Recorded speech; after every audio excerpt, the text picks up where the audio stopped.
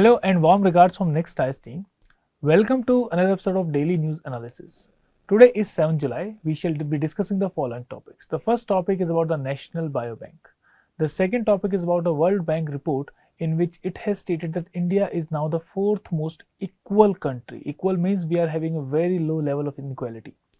Then the third topic is about the falling household savings and how it is going to impact the Indian economy, because savings are very important for investment. Then next is the National Commission for Minorities. For a long time, the members and chairman of the NCM have not been appointed. So we are going to observe that.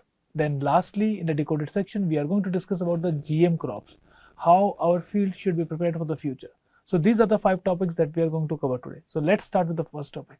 The first topic that we are having is about the National Biobank. Now the backdrop here is that the inauguration of the National Biobank at CSIR IGIB, and it is done by the Union Minister of Science and Technology. Now this topic is relevant from GS3, that is Science and Technology. Let's see about the news. The news is that the Union Minister of State for Science and Technology and the Vice President of CSIR, whoever is the Union Minister for Science and Technology is the Vice President for CSIR as well. Dr. Jitendra Singh inaugurated the state-of-art Phenom India National Biobank at CSIR Institute of Genomics and Integrative Biology in Delhi. Now, what is this biobank is actually about? Now, this biobank will be the backbone. That means whatever data we are collecting, whatever studies we are doing with respect to the cohort studies, collecting the comprehensive genomic, lifestyle and clinical data for 10,000 individuals across India. So basically for the cohort study that is happening nationwide and which will be covering 10,000 individuals from India, this biobank is going to collect that data and it is going to pursue that research as well. Now, what is this cohort study? Now, this cohort study is a longitudinal research that follows a group of people that are known as cohort, and those group of people will be followed with respect to the characteristics and the exposure that relate to the development of specific health outcome. The specific health outcome here means the diseases that a person is going to encounter and the factors which are responsible for that. For example, there might be some genetic reasons, there might be some dietary problems, the lifestyle. So the combination of all these will be studied and how this combination is going to result in the diseases. A simple example can be like this, that a person may have a family history of having diabetes, but somehow he is able to maintain a proper lifestyle, he is able to maintain a proper diet, and the problem diabetes is not encountered or not seen in that person. So along with the genetic makeup, a person's lifestyle, dietary habits, the way he lives are also affect the disease outcomes on his health. Now let's see about this National Biobank. What is the significance here? The significance is that first of all it will provide a personalized healthcare. Personalized healthcare means एक person के लिए क्या healthcare की requirement है उसको हम लोग specify कर पाएंगे. Why? How it can happen? Because the treatment will be tailored according to the genetic makeup, lifestyle and environment of a person. कि जो उसका जेनेटिक मेकअप है यानी जीन वाइज जो उसको ट्रीटमेंट चाहिए हो सकता है, उसके ऊपर जो उसका लाइफस्टाइल है, जो उसकी डाइटरी हैबिट्स हैं, उसको सबको हाथ देखते हुए we can create a treatment for that person, particular person. So personalized treatment regimes can be created for a particular person by using this gene bank. Now, it will also help in capturing India's unique diversity, that is modeled, that will be including India's geographical, ethnic and socio-economic diversity. Basically, this particular biobank is somehow inspired from the UK Biobank, but it is customized according to India's geographical, ethnic and socio-environment diversity. Now, we can have one example here, that is despite appearing lean, many of the Indians have a high prevalence of a central obesity. That means we look thin, but still we can have fat around our waist. So that can affect our digestive system, that can affect our liver. So these kind of things which are happening in India, they can be pointed out through this biobank. Now next is disease diagnosis and treatment. it will help in early diagnosis because we already know the genetic makeup, the dietary habits of a person. We can predict that in future, if the person continues with the same lifestyle, with the same dietary habits, in the same environment, then the person may have chances of developing a particular disease. So it will help in early diagnosis as well as therapeutic targeting for complex diseases such as diabetes, cancer, cardiovascular alignment, rare genetic disorders. Now next is, it will help in driving innovation in the country. Why? Because we are going to have a customized data about many of the individuals of the country, and it will help in this high resolution data will be critical for AI powered diagnostic gene guided therapies. So it will help in innovation also. Then self-reliance in healthcare data, that will we are going to achieve that thing also. It will reduce reliance on the foreign database and create a robust India-centric research ecosystem in the country. Now next thing is the Phenom India project. Now what is this? It will help in capturing the India's unique biodiversity, and it is modeled, as we have already discussed, after the UK Bank. But here this Phenom India CSIR Health Cohort Knowledge Base, that is known as PI Check, is a flagship initiative by CSIR. It will focus upon developing India-specific risk prediction models. That is, for example, type 2 diabetes or obesity. That is the diseases that particularly Indians are getting affected, more prone to them. So we are going to develop India-specific risk prediction models. Then it will help in creating a comprehensive phenom database tailored to the Indian population. Tailored means that वो specific कर दिया जाता है needs के accordingly, situation के accordingly. Promoting a P4 healthcare model. What is this P4 healthcare model? P4 means predictive, personalized, participatory and preventive healthcare model. इसकी significance आपको इस चीज से पता चलेगी कि there might be some allergy to particular chemical. So उन लोगों को वो medicine नहीं दी जाती जो उसके लिए allergic होते हैं. So if we are having this P4 healthcare model in the country, तो एलर्जी के चांसेस हैं, जो साइड इफेक्ट के चांसेस है वो रिड्यूस हो जाएंगे. So that's why we need a tailored personalized treatment for the individuals. And this Phenom India project is going to help us in achieving that objective. Next thing is, it will involve a longitudinal health monitoring, studying nearly 10,000 participants, collecting extensive data on lifestyle, dietary habits, body composition and molecular factors. Then longitudinal healthcare monitoring will involve tracking individuals' health data over an extended period, often through repeated observations to understand the health trends, disease progression and treatment effectiveness. Now next thing is what are the other genomic projects that are ongoing in the country. Now other projects include, first one is IndiGen program. It was launched in 2019 again by CSIR, and this project sequenced the whole genomes, that is the whole genome a person is having in the 23 chromosomes of 1000 Indian individuals. Now this will act as a reference Indian genome and will help in assessing the genetic variations in the population. It will also help in us in getting personalized medicine for a person, especially in identifying the drug response and the disease risk factor. So basically 1000 लोगों को हम लोग लेंगे, उनके genome को 1 to 100 मतलब 0 से लेके पूरा full तक we are going to sequence the genome, and this sequence of these 1000 individuals is first of all act as a reference for the Indian genome. Secondly, we will be able to study the genetic variations that are in the country. Thirdly, it is going to help in developing personalized medicine and drug delivery for a person. So ये चीजें हम इससे achieve करेंगे. Then it is a part to effort to develop India's specific genetic database. So I hope that you have understood why genetic study is very, very important in tackling the healthcare in the country. If we are able to tackle the genetic, we are able to have a proper database for genetic database of the country, then we will be in a position to create the healthcare system which is very, very personalized, which is preventive in nature, and we can track the diseases progression in that can happen in the future also. So जो आने वाली बीमारियां उसको भी हम लोग पहले ही predict कर पाएंगे और उसके अकॉर्डिंगली जो चेंजेस हमें चाहिए वो हम सजेस्ट कर पाएंगे, उनको हम अडॉप्ट कर पाएंगे. Next is the other genomic projects include the Genome India project. It is run by or coordinated by Department of Biotechnology in collaboration with 20 academic and research institutions. So ये CSIR का यहाँ पे role नहीं है. It will help to sequence the genome of 1000 individuals from diverse ethnic groups to map the genetic diversity of the country. Then it will aim to improve the disease understanding and inform public health and clinical strategies. Again, same objective यहाँ पे भी है. It will support India specific genetic diagnostic and therapies in the country. तो again health care के perspective से ही हम चीजों को देख रहे हैं यहाँ पे. Then next is CSIR IGIB. What is this?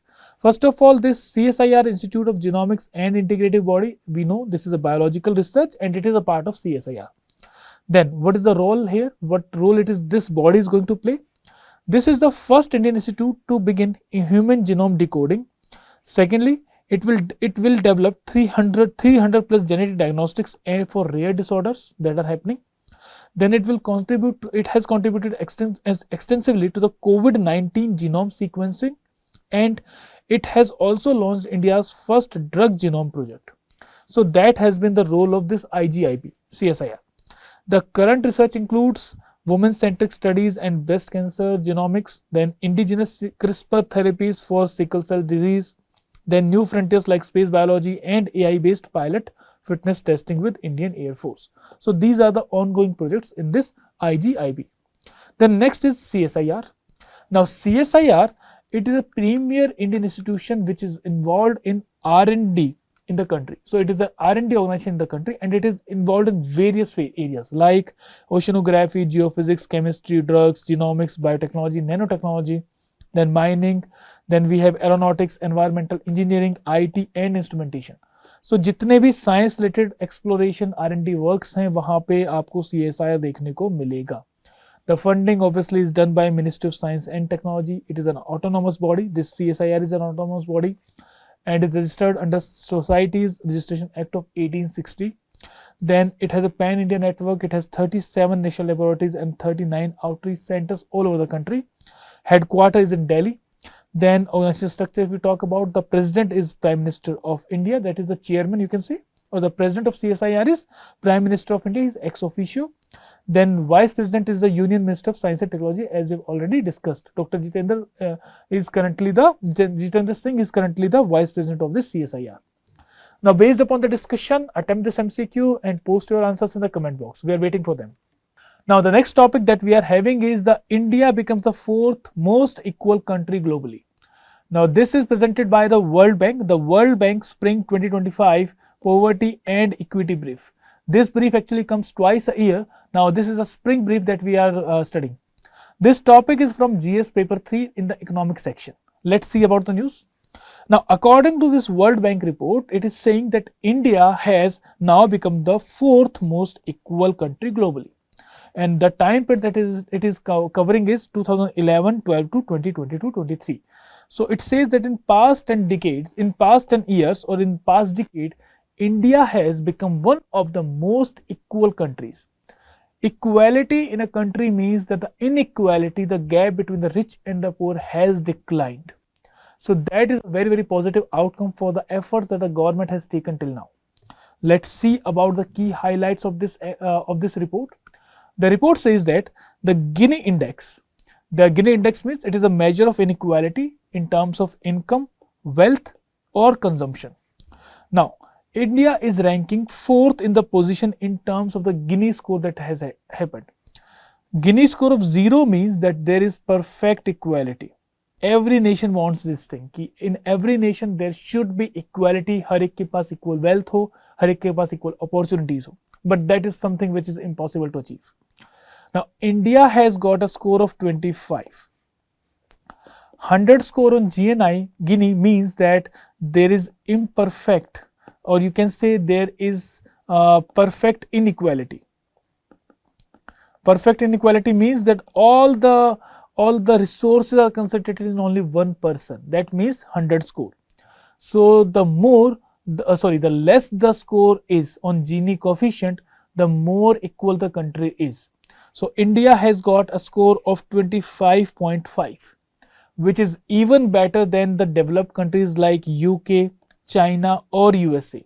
So it is better than G7, it is better than G20 countries. India is at the 4th position, and at the first it is Slovak Republic, then Slovenia and Belarus. After that India comes. So India has done a lot in achieving this feat. The next is India is more equal than every G7 and G20 countries. We have already discussed that. Now, next highlight is that India falls under the moderately low inequality group.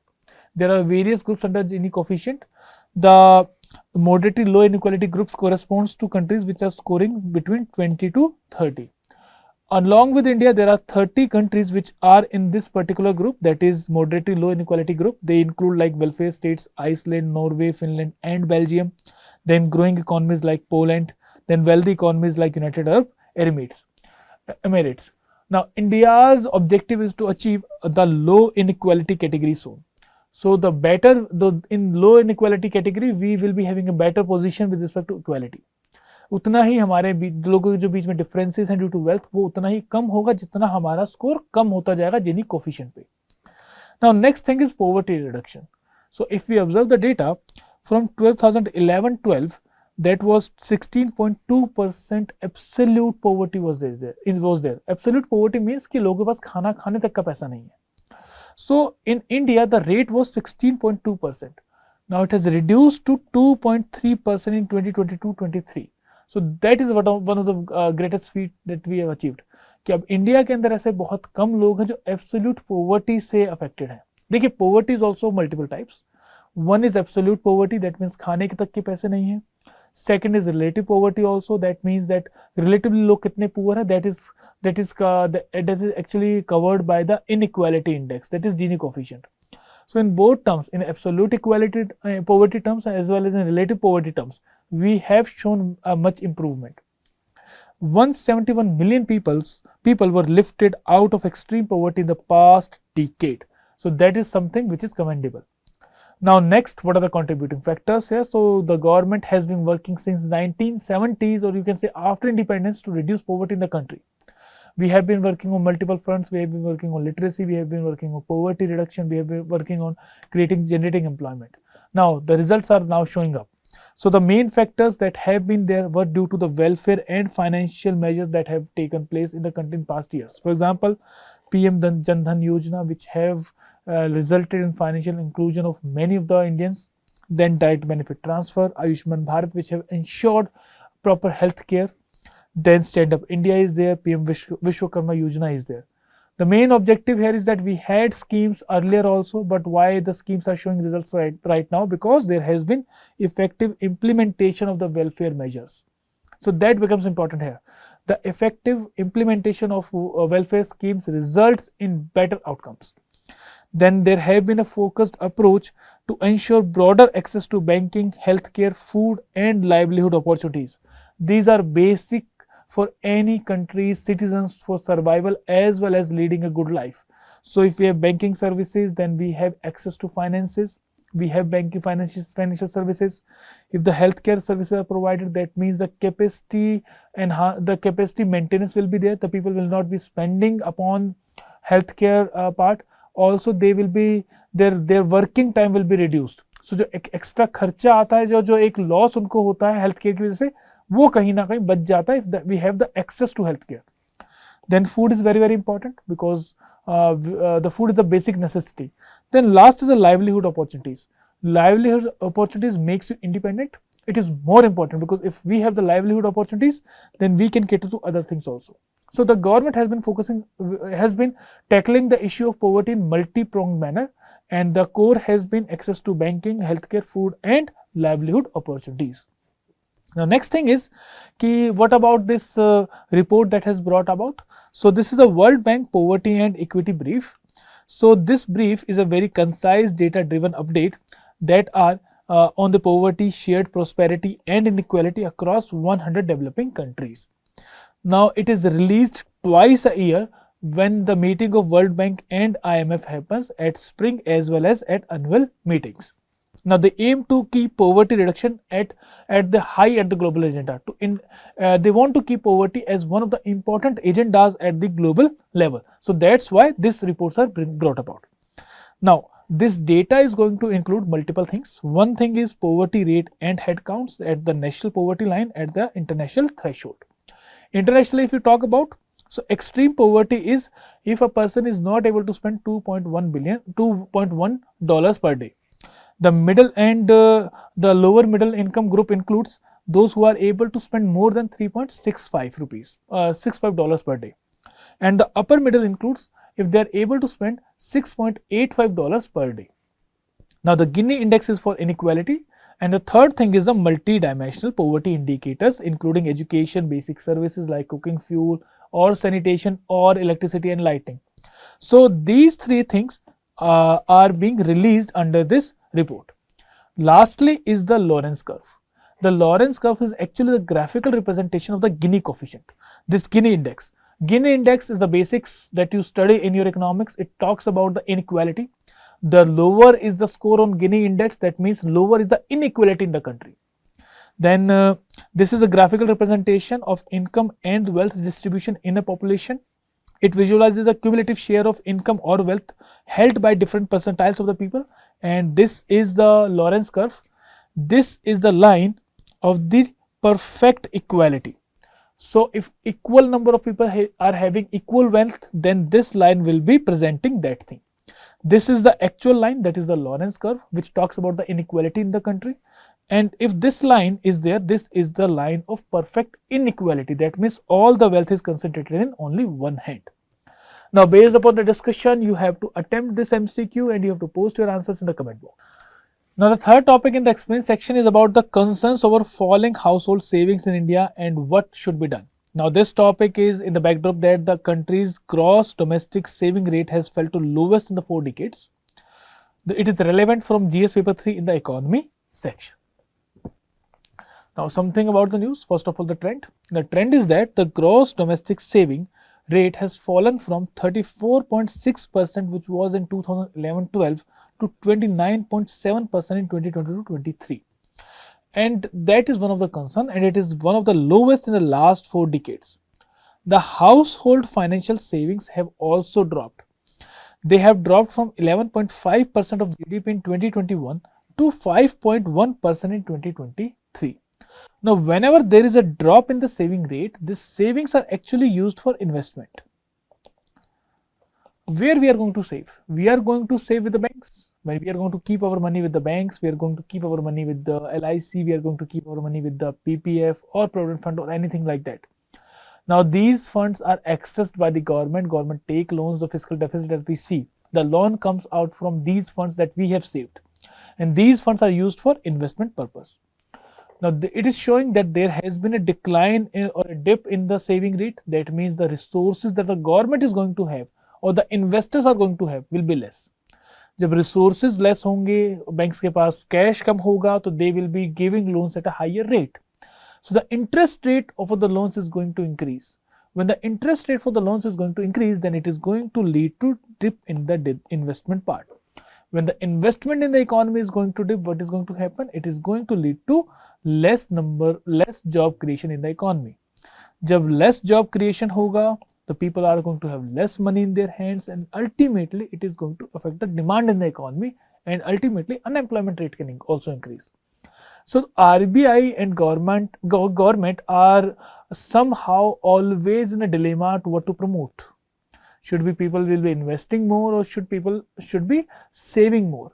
Saving is also important, and investment is also very, very important. Now, reasons क्या रही हैं? First of all, rising inflation has been there. There has been high rate of consumption. Due to that, जो disposable income है, that has reduced, or you can say the saving income has reduced. If a person is getting 100 rupees, 100 rupees is earning 100 rupees, then earlier the inflation was not high, so he was able to spend 20 and he was able to spend 80. Now this has reversed, it has gone to 60 and the saving has reduced to 40. So one important reason has been the consumption and the inflation both have increased. That has resulted in less saving in the economy. Second, the people have shifted from physical to financial assets, so that is also one problem. Then there is increase in the household liabilities, loans for consumption, housing and education. There has also been liabilities that have come up. So liabilities की वजह से खर्चा बढ़ गया है, जिसकी वजह से savings obviously कम होंगी. Then shift to riskier investments like equities, mutual funds, वो भी हुआ है, उसकी वजह से भी the saving rate has declined. Then COVID-19 की in the COVID-19 itself, there has been a spike in the savings. People realize that savings are important, but later on the trend reversed and people started spending more. The next thing is, what is the current composition of the savings in the country? So first of all, financial and physical, if we talk about, the financial assets कौन से होते हैं? The financial assets include intangible, for example, ownership claims or contractual rights like stocks, bonds, etc. The physical assets include the tangible items, like you can say visible and measurable presence. Land is there, physical asset is there, gold is a physical asset. So these kinds of assets are known as physical assets. So if we see, the financial savings have actually declined from 40.3% to 28.5%. That means people have deposited less in PPF or any kind of pension funds. However, the physical savings, they have increased from 59.7% to 71.5% during the same period.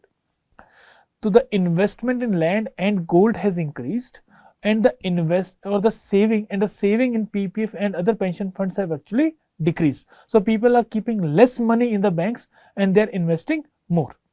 The next is the deposits. The share in total savings have fallen from 58% to 37%. So share in total savings have also declined.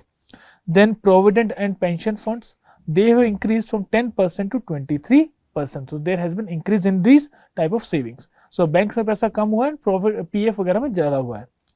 Then equities and mutual funds, there it has doubled. It has from 1.02 lakh crore, it has risen to 2.2 trillion dollars.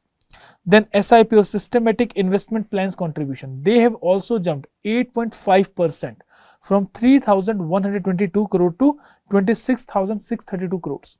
So in a nutshell, the amounts that was deposited in FD or bank accounts, it has actually declined, and the savings and other things like physical assets or investment in SIPs, buying stocks, they have increased. Now rural urban divide is also there. The urban households are more financially literate and they have better access to formal banking, whereas the rural households are more prone to income volatility, because agriculture, it depends mainly on agriculture. If the agriculture is good, the income will be good. If the agriculture is bad, income will be bad. There is low access to formal saving tools also, so we need to focus upon rural households as well. Then what are the concerns here? The falling savings will affect the domestic capital formation and long-term economic growth. The increased exposure to riskier financial products will raise the vulnerabilities to financial shocks as well. The next is the policy recommendations that should be there, that could be done. The first one is the micro saving initiatives should be launched, like they customized to rural urban saving products. For rural areas they can be different, and for the urban areas there can be different products according to the needs and the financial literacy of those particular groups. Then we should offer tax incentives and government backed guarantees should be there. They revamp the traditional schemes like Kisan Vikas Patra, Public Provident Fund and Post Office savings to increase the saving rate in the country. Tax and regulatory reforms are also required. We need to rationalize the capital gains and saving related tax policies. Then we need to improve the regulatory oversight as well of mutual funds, insurance and fintech platforms. Then expand the retirement coverage, make NPS universal and auto-enroll in the informal workers. Provide incentives for employer contribution as well. So these things need to be done. Then from technology and fintech point of view, we need to encourage the fintech for micro investing platforms so that more people can come there. AI based financial advice can be given, and use of blockchain and small contracts for transparency and saving tools should also be done. Then behavioral interventions, use default settings like opt-out pension schemes to nudge saving behavior. Institutional and strategic support, develop a national strategy on household savings, ensure inter-ministerial coordination, and design rural-specific programs addressing seasonal income, low literacy, and social norms. So, based upon the discussion that we had about this savings rate that is declining in the country, attempt this MCQ and post your answers in the comment box. The fourth topic in the explain section is about the minorities panel without a chairperson since April. So, National Commission for Minorities is a very important organization. It is a statutory body, and this statutory body has been constituted since last April. So the National Commission for Minorities is awaiting appointment of the head and members since retirement in April of its previous chairperson and the members. And this topic is relevant from GS paper 2 in the statutory bodies. So let's see about the news. First of all, the National Commission of Minorities, its mandate is to safeguard the rights and interests of minority communities in the country. Then its structure is it should have 7 members including 1 chairperson, vice chairperson and 5 members. And the members and chairman are appointed by the central government. The criteria is not as such. The criteria is very simple. There should be 6. There should be representation from the 6 minority communities, notified minority communities, and those communities are notified by the central government. One representative of Muslim community, 1 from Christian, 1 from Sikh, Buddhist, Parsi, and Jain. This has been given by the NCM Act of 1992. This National Commission for Minorities is a statutory body, and the governing act is NCM. Then the jurisdiction is it functions under Ministry of Minority Affairs and has a quasi-judicial powers as well. The next is the genesis, how this NCM has developed. Initially in 1978, there was a minority commission which was set up under the Ministry of Home Affairs. Then in 1984, it was observed that it should be taken out of Minority Affairs and it was then shifted to Ministry of Welfare. Linguistic minorities was excluded from this. Earlier, this minority commission was including the linguistic minorities as well. Then in 1992, it was given the status of a statutory body, and the National Commission for Minorities Act was enacted in 1992. Then in 1993, the first statutory NCM was constituted with 5 members, Muslims, Christians, Sikhs, Buddhists and Parsis were the notified members. Then in 2014, Jains were also added as the 6th minority community. The next is the key functions. It monitors development and constitutional safeguards for the minorities. It reviews the implementation of Prime Minister's 15-point agenda. Then it investigates the criminal rights. For example, in 2011, the Bharatpur riots, or 2012, the Assam clashes were investigated by the National Commission for Minorities only. Then it recommends the measures for effective minority welfare. It addresses the complaints of the rights deprivation and observes the Minority Rights Day on 18th December annually. So these are the basic functions of this NCM. Then National Commission for Minorities, if we talk about the current status is this, that all the 5 members including the chairman Iqbal Singh Lalpura have retired since December 2024 and there has been no reappointment by the government. So currently it is headless and it is non-functional. Earlier also in 2017 it has happened that the commission remained vacant for months, and in 2021 the Delhi High Court directed the center to fill those vacant posts. So there has been some predominance regarding this. पहले से भी ऐसा होता रहा है. The next is NCM. There has been some criticisms also regarding its functioning. For example, Tahir Mahmood, who was a former NCM chairperson, he said that NCM is only a showpiece, a stopgap placement and a post-retirement center. So he has been very critical about the functioning of NCM, that it is not functioning in a proper manner. Then he argued for a situation for minorities has remained unchanged since NCM's creation.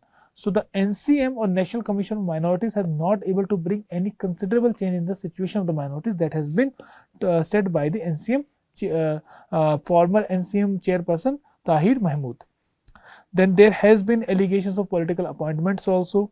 The positions have also often been filled by the individuals having links with the ruling parties, and it has also become one of the place where the political parties are putting up their extra members.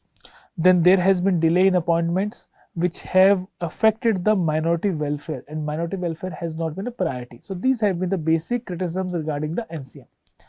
Then lastly is what has been the impact of NCM on other bodies. For example, National Commission for Minority Education Institution is one another body which have been affected by this by non-functioning of the NCM. It is a quasi-judicial body, this National Commission for Minority Education Institution. It aims to safeguard the education rights of the minorities, and it is an advisory body to the union government on the minority education institutions. It has 3 members including chairperson, retired High Court judge should be there, and it functions under Ministry of Education and advises the government. Currently, it is operating under only one working member since September 2023. So, with respect to the bodies and the organizations related to minorities, both important organizations, NCM as well as this NCMEI, are non-functional because the positions are remaining vacant in these particular organizations or bodies. Now, based upon the discussion, you have to attempt this MCQ and you have to post answers in the comment box. Now, it's time for decoding the editorial. The editorial that we are having today is about the GM crops. The GM crops fields of the future. Now, this article is in the context that India and US are going for a trade deal. And our finance minister has said that there is a red line that India is not going to allow for the excess of GM crops in the country. So, GM products in the country. And US has been insisting that we should be opening our agriculture and crop sector so that they can export their products to the country. So, in this context, this article actually is being talked about. Now, the basic theme for this article is that whether we should be allowing GM crops or not. So, we are going to discuss what are the things that are supporting that we should be allowing GM crops in the country, and what are the concerns related with the GM crops and what should be done. So, let's go into the article. The first thing is that the backdrop here is rising debates on GM crops in India amid trade deal negotiation with the US. Contextual, it is relevant from GS paper 3 in the agriculture sector and in the economy as well.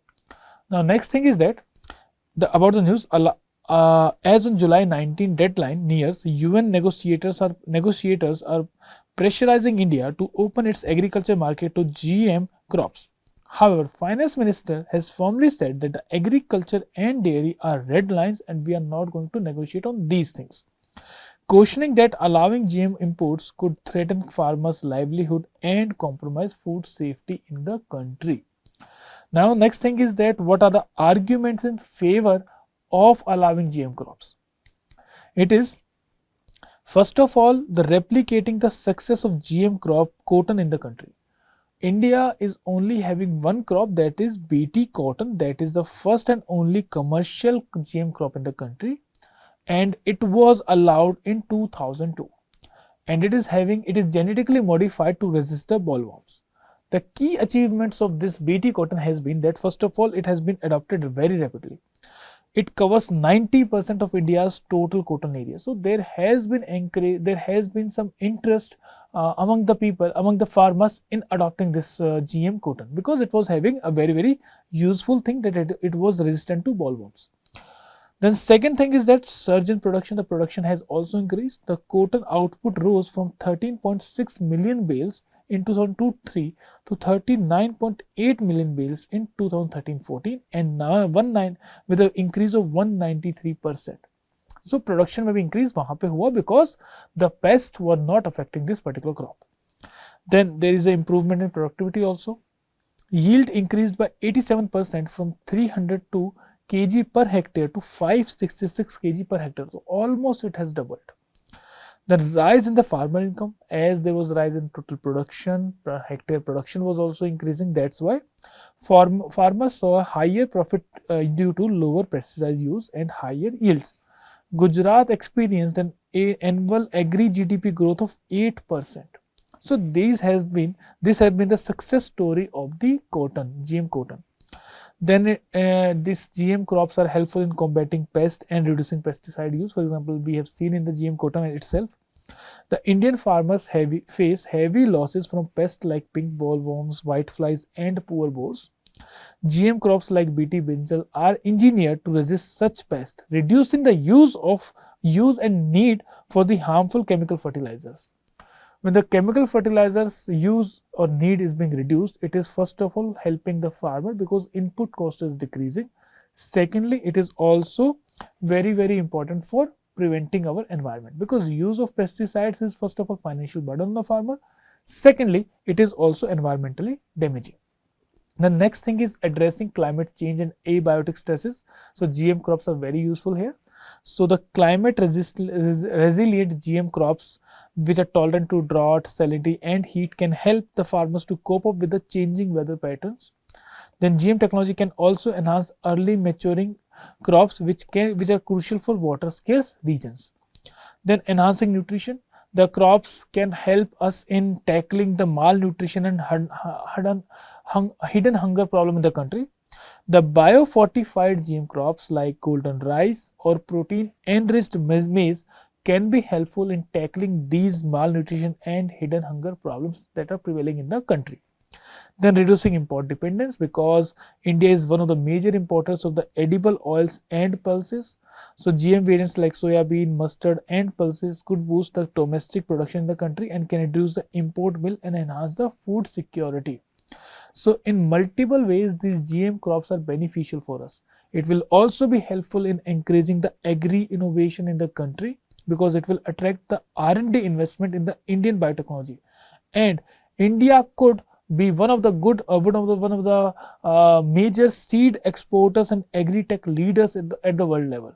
India can export its seeds to developing nations in Asia and Africa. Lastly, it is about the competing globally.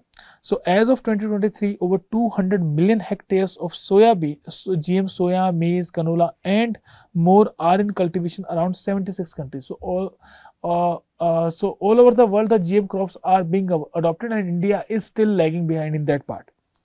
If India lags, it risks being excluded from the high-tech agri-trade network and can lose its competitiveness also.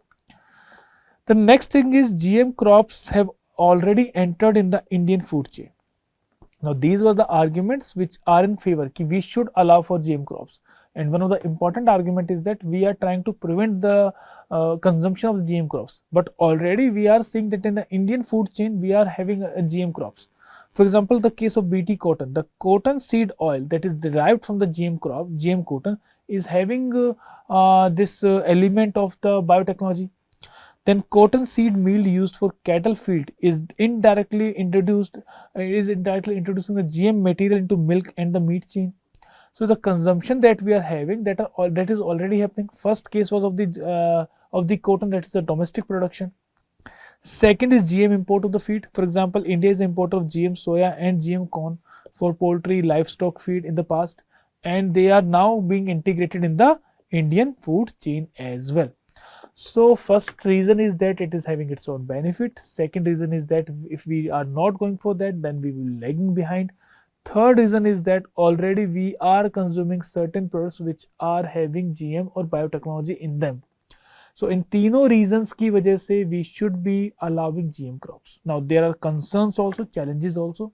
For example, first is the regulatory hurdles that we are facing. The regulatory hurdles include lengthy and opaque approval process by the GEAC or Genetic Engineering Appraisal Committee, which actually allows or which approves the cultivation of GM crops. For example, BT cotton, BT brinjal and BT mustard, that is DMH11, were cleared in principle by the GEAC but have not received full commercial green light. Then there is lack of clear guidelines and coordination between the regulatory bodies also, that becomes one of the challenge. Next is activist and ideological opposition. There is a strong resistance from the environmental groups, civil society and pharma organizations. There are concerns regarding the ecological safety, corporate control and seed sovereignty.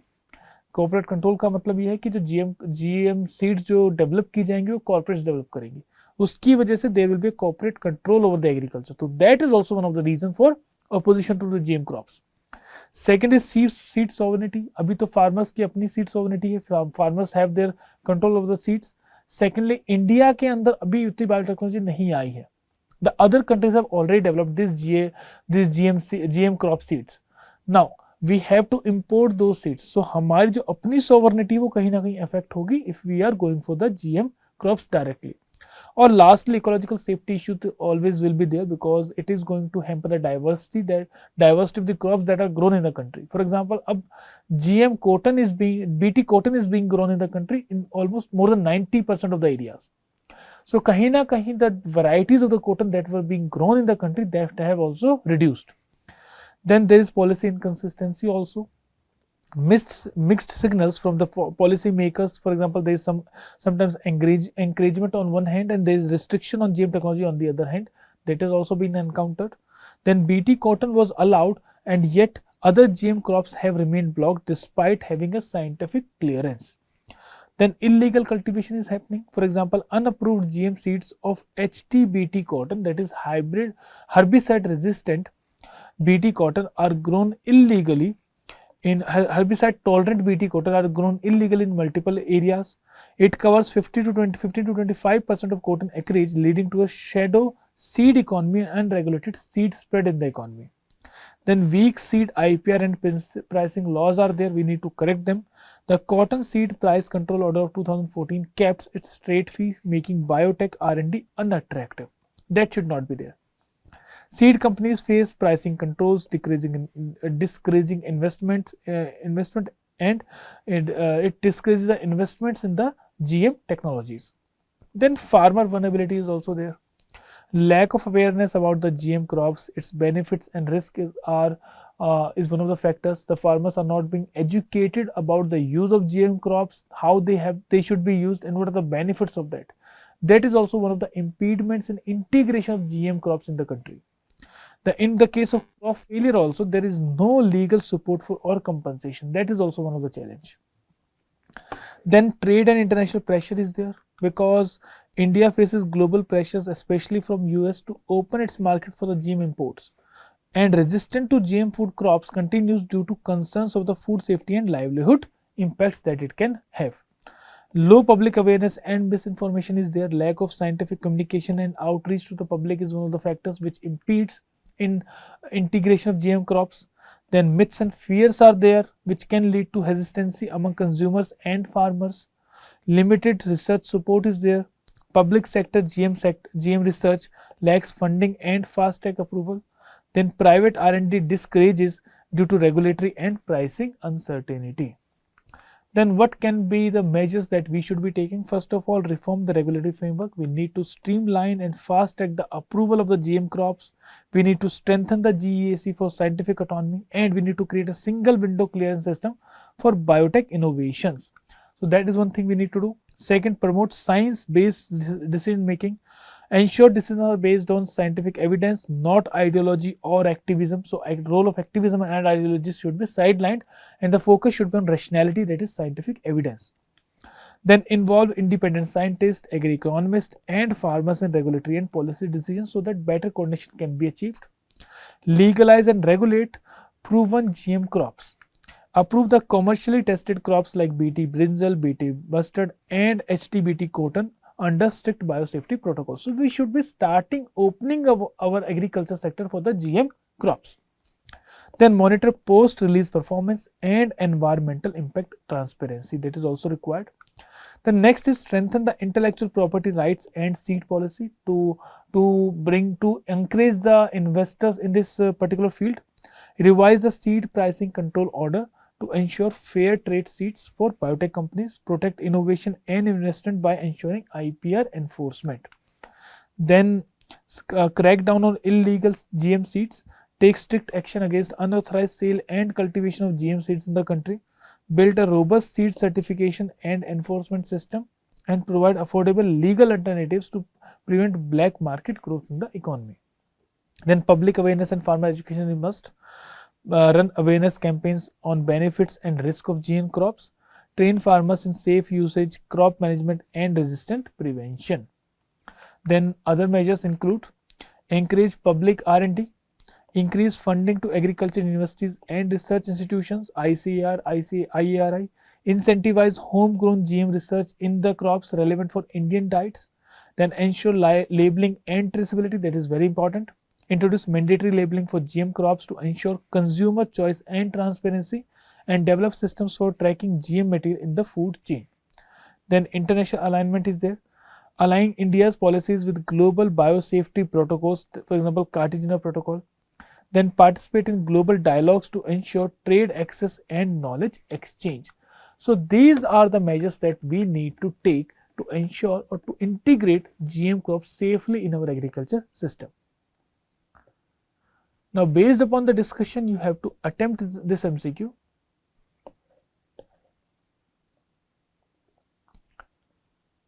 Now, based upon the discussion, you have to attempt this mains answer and you can get it checked by us. With this, we conclude for the day. Thank you very much.